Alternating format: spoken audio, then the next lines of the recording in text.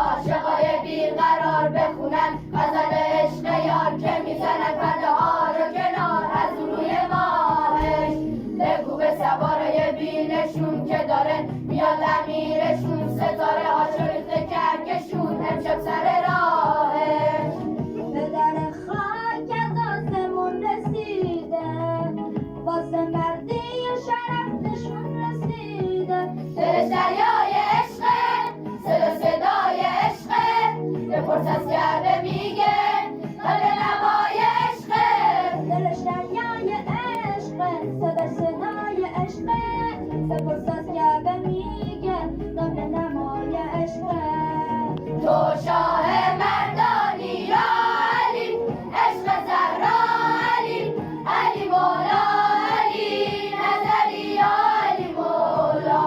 ساقی کوثری، نفس پیغمبری، شیر حق حیدری، نظری یا علی مولا.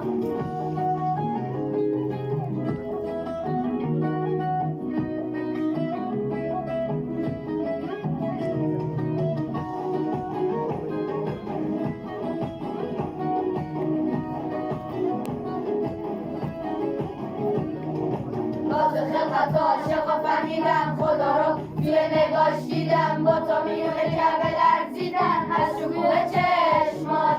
همه خوبیای عالم و عقلش هر دو با هم و کلید بهشت و جهنم و داره توی دستاش.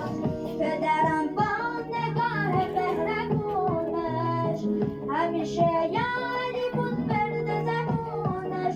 خدا تا آفریدش به خودش آفرین گفت، ازش آیه به آیه واسه روح الامین گفت. خدا تا آفریدش به خودش آفرین گفت، ازش آیه به آیه